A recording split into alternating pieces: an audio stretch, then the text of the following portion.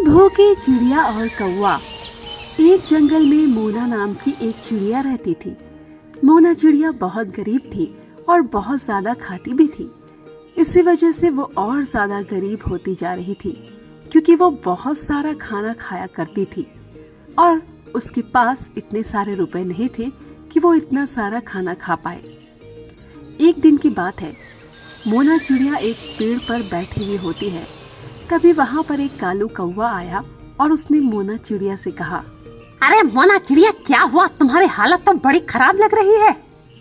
क्या बताऊं, मेरे पास रुपए ही नहीं है जो मैं भरपेट खाना खा पाऊं। मुझे रुपयों की जरूरत है। अच्छा, कितने रुपए चाहिए हैं? मुझे बताओ, शायद मैं तुम्हारी मदद कर सकूं। वैसे भी आज मैंने सुबह ही कहा था मैं भूखे की मदद करूंगा। अच्छा, ये तो बहुत अच्छी बात है, तो मुझे थोड़े ही रुपए दे दो।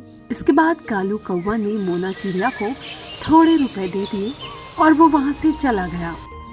मोना चिड़िया रुपया लेकर सीधा सामान लेने गई और उसे खाने लगी। उसने कालू कौवा के रुपए एक ही दिन में खर्च कर दिए और वो फिर से उदास हो गई और उसने अपने आप से कहा, अरे मेरी भूख तो खत्म ही नहीं हो रही है। पता नहीं क्या हो गया है, मैं इतनी ज्यादा भूखी कैसे रहने लगी। धीरे धीरे समय गुजरा, पर मोना चिड़िया की भूख शांत होने का नाम नहीं ले रही थी। अब मोना चिड़िया भीख मांगने लगी थी। इधर उधर से भीख मांगकर वो अपना गुजारा किया करती थी, क्योंकि उसने अपनी भूख के आगे सब कुछ बेचकर खा लिया था। जब जंगल के पंछी को ये बात पता लगी तो वो बहुत ज्यादा हैरान हुए कि आखिर ऐसी क्या बात हो गई जो मोना चिड़िया इतनी ज्यादा भूखी रहती है। एक दिन एक तोता मोना चिड़िया के पास गया और उसने मोना चिड़िया से कहा, अरे मोना चिड़िया, क्या हुआ? मैंने सुना है कि तुम्हें बहुत ज्यादा भूख लगने लगी है। आखिर ऐसा कैसे हो गया? मुझे नहीं पता ऐसा कैसे हो गया।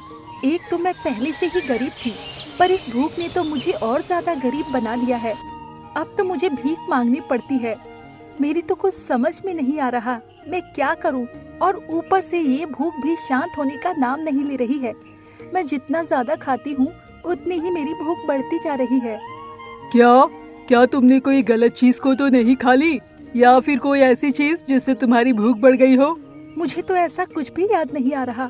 हाँ, एक बार नदी के किनारे गई थी, जहाँ पर मुझे एक सेब पड़ा हुआ मिला और मैंने उसी को खा लिया। तभी से ऐसा हो गया। ये सुनकर तोता बहुत हैरान हुआ और उसने सभी पंछियों को मोना चिड़िया की बात बताई और सभी पंछी नदी के पास पहुंच गए। मोना चिड़िया भी नदी के पास पहुंच गई। इसके बाद कालू कौवा ने मोना चिड़िया से कहा, क्या तुमने यहीं से सेब उठाकर खाया था? हाँ, मैंने यहीं पर पड़ा हुआ सेब खाया था। तभी वहाँ पर एक बूढ़ा कौवा आया और उसने उन सभी से कहा, अरे यहाँ पर तो शाबे सेब गिरते हैं जिससे भूख बढ़ जाती है, क्योंकि एक बार यहाँ एक चिड़िया आई और उसने बहुत सारे सेब खाए, पर उसका मन नहीं भरा, पर पेट भर गया। इससे चिड़िया बहुत दुखी हुई और उसने इस पेड़ को श्राप दिया कि इस पेड़ का सेब जो भी खाएगा वो हमेशा भूखा रहेगा, और इसी वजह से ये सब श्रापित है। अब तुम इस नदी से पानी पी लो तो तुम्हारा ये श्राप खत्म हो जाएगा। क्या आप सच कह रहे हैं? तो मेरा ये श्राप मिट जाएगा और मुझे भूख नहीं लगा करेगी? हाँ, मैं एकदम ठीक कह रहा हूँ, क्योंकि जब उस चिड़िया को ऐसा हुआ कि उसने कितनी बड़ी गलती कर दी, तो उसने इस श्राप को तोड़ इस नदी को बताया।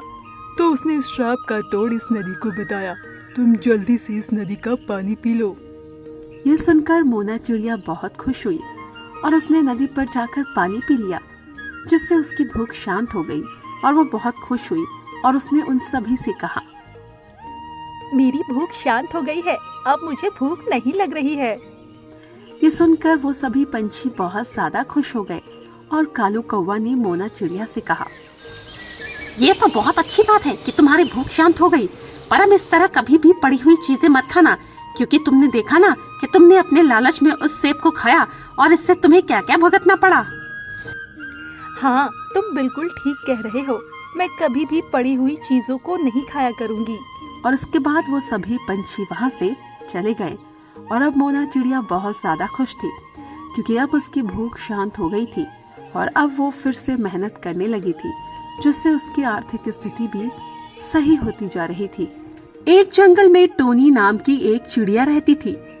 टोनी चिड़िया बहुत गरीब थी और अपना गुजारा करने के लिए वो दूसरों के घर पर काम कर लिया करती थी। टोनी चिड़िया अकेली थी, पर फिर भी वो बहुत मेहनत किया करती थी। धीरे धीरे सर्दियों का मौसम आ रहा था, जिस वजह से टोनी चिड़िया सर्दियों का इंतजाम करने में लगी हुई थी। एक दिन की बात है, टोनी चिड़िया एक पेड़ पर बैठी हुई होती है। तभी वहाँ पर एक कालू कौवा आया और उसने टोनी चिड़िया से कहा, अरे तुम यहाँ पर क्या कर रही हो? अब तो सर्दी आने वाली है, अपने घर पर ही रहा करो। हाँ, मुझे पता है कि सर्दी आने वाली है, उसी के बारे में सोच रही थी। क्योंकि मेरे पास सर्दी में एक भी स्वेटर नहीं है, तो मैं सोच रही हूँ कि इस बार एक नया स्वेटर बनवा लूँ। वैसे भी मीनू चिड़िया बहुत अच्छा स्वेटर बनाती है। हाँ तुम ठीक कह रही हो, पर तुम स्वेटर बनवाओगी क्यों? तुम मोल भी तो स्वेटर ला सकती हो। जितनी मेहनत मीनू चिड़िया करेगी उसमें तो तुम्हारा नया स्वेटर ही आ जाएगा। हाँ, तुम ठीक कह रहे हो, पर मेरे पास इतने रुपए नहीं हैं जो मैं नया स्वेटर लाऊं। इसीलिए मेरे पास जो पुरानी ऊन पड़ी है उसी से मैं मीनू चिड़िया से नया स्वेटर बनवा लूंगी। ये सुनकर कालू कौवा थोड़ा हैरान हुआ, पर उसने टोनी चिड़िया से कुछ भी नहीं कहा और वहाँ से चला गया।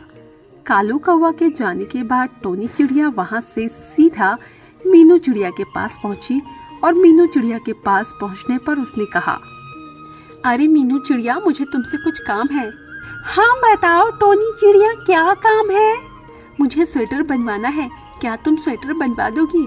तुम्हें तो पता ही है कि मैं कितनी गरीब हूँ, इस वजह से मेरे पास पुरानी ऊन है। यदि तुम मेरी मदद कर दो तो बहुत अच्छा होगा।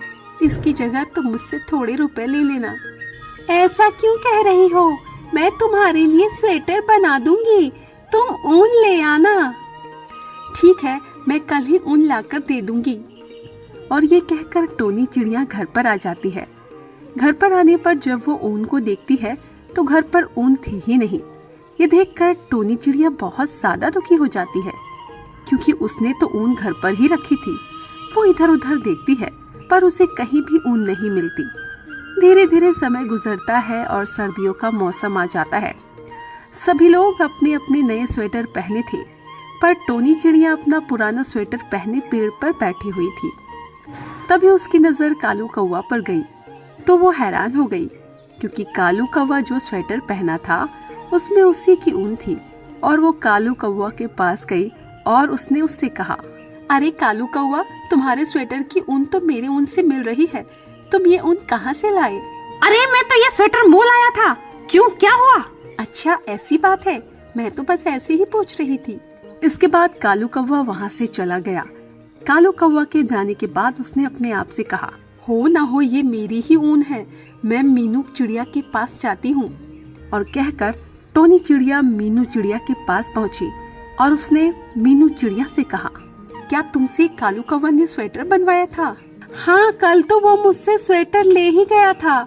उसकी ऊन बहुत ही अच्छी थी, पर थोड़ी पुरानी थी। क्या इसका मतलब है वो मेरी ऊन चुरा कर ले गया? मैं कुछ समझी नहीं, तुम क्या कह रही हो? मैंने तुमसे कहा था ना मुझे स्वेटर बनवाना है, पर जब मैं घर पहुंची तो मेरी ऊन घर पर थी नहीं। इसका मतलब कालू कौवा ने ही मेरी ऊन चुरा ली थी और उसने उसका स्वेटर बनवा लिया। ये सुनकर मीनू चिड़िया को भी काफी दुख हुआ।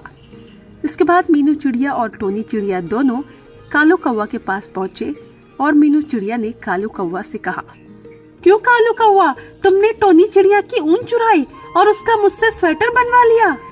ये सुनकर कालू कौवा बहुत ज्यादा घबरा गया और उसने मीनू चिड़िया से कहा, नहीं नहीं, ये झूठ बोल रही है, मैंने ऊन नहीं चुराई।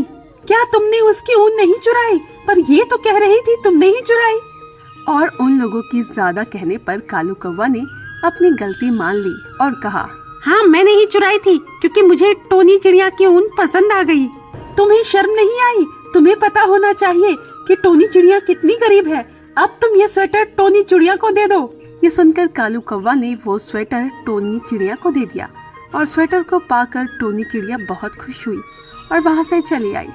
अब टोनी चिड़िया बहुत खुश थी, क्योंकि अब उसकी सर्दी आराम से गुजर जाएगी, क्योंकि अब उसके पास उसका स्वेटर था।